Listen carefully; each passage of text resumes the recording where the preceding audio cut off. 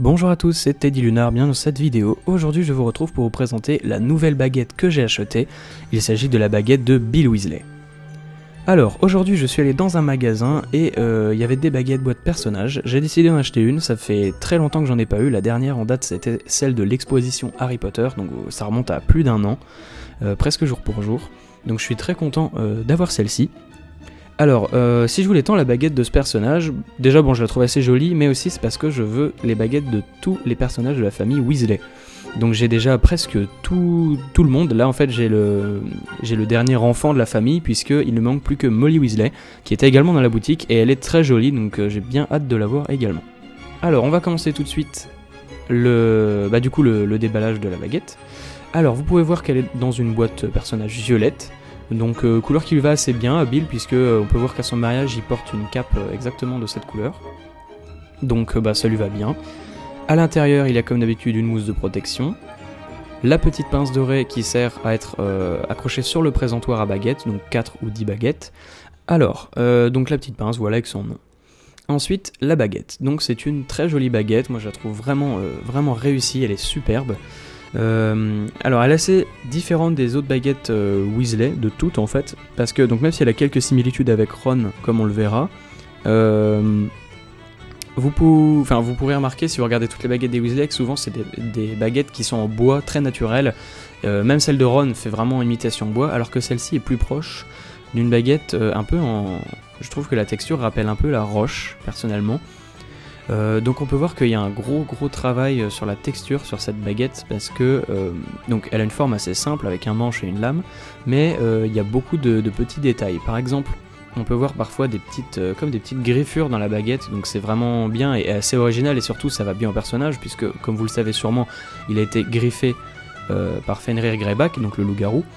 Alors, étant donné qu'il n'a pas été griffé pendant que Greyback était en loup-garou, ce n'était pas la pleine lune, ça ne l'a pas changé en loup, mais ça a quand même, son corps a subi quelques modifications, et puis surtout il a des grosses cicatrices sur le visage.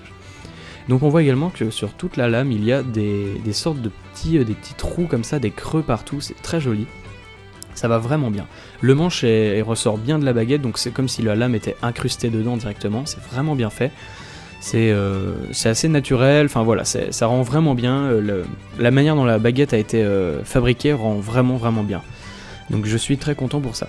Au niveau des couleurs, c'est assez simple, hein, vous voyez, c'est des dominantes de noir et de marron très foncé, un peu de gris, mais c'est tout, hein, il y a vraiment peu de couleurs. Alors j'ai remarqué à certaines lumières, des fois un peu des petits reflets verts, comme sur la baguette de Ron d'ailleurs, il y a des fois, comme il y avait des petits coups de pinceau vert. Donc voilà, c'est assez original, c'est vraiment joli. Donc cette baguette, elle reste quand même malgré tout assez simple, hein, mais tout est dans la texture et dans la matière en fait, c'est ça qui est assez bien. C'est pas... donc en silhouette, cette baguette serait pas très originale, mais au niveau de la texture, ça rend vraiment bien. Donc on va la comparer avec celle de Ron. Donc voilà, comme vous pouvez voir, elle se ressemble pas mal. Il y a des petits creux sur la lame, le manche est... la lame est... incrusté dans le manche presque de la même manière, et puis il a un peu cette même forme un peu gondolée comme ça, qui tient bien dans la main. Donc voilà, les baguettes des deux frères. Alors, donc c'est tout pour la comparaison, maintenant on va passer aux tailles. Alors comme vous pouvez le voir, j'ai fait une sorte de petit tableau, donc je le réutiliserai souvent dans mes vidéos je pense. Donc en haut vous pouvez voir, donc j'ai fait une sorte de règle de 40 cm, et la baguette de Dumbledore pour pouvoir comparer, parce que c'est une très longue baguette et qu'on a presque tous. Donc la baguette de Bill mesure en tout 36 cm, avec un manche de 10 cm et une lame donc logiquement de 26 cm. Voilà. Au niveau du poids, je la trouve assez lourde, mais donc il doit y avoir une barre en métal à l'intérieur, hein, pour qu'elle soit plus solide. En tout cas, c'est une baguette qui est vraiment qui fait pas du tout fragile. Elle a l'air vraiment solide. Elle tient bien en main. La prise en main est excellente, et un bon équilibre. Donc voilà, c'est une baguette qui a été très bien conçue et qui n'est pas du tout fragile. Alors, je crois qu'on a fait le tour pour la présentation. Merci à tous d'avoir suivi la vidéo. N'oubliez pas que vous pouvez suivre le Potter Show sur Facebook et sur YouTube, et que nous sommes toujours en pleine pré-production du court-métrage Le Maître de la Mort. Donc n'hésitez pas à nous aider, à participer, à suivre le projet, ça sera vraiment intéressant. Donc je ne sais pas encore quand est-ce que sera la prochaine vidéo. J'ai essayé dans celle-ci de faire un peu une nouvelle mise en scène, une nouvelle manière de présenter les objets, et ça me plaît assez, donc c'est possible que les autres suivent un peu ce mouvement.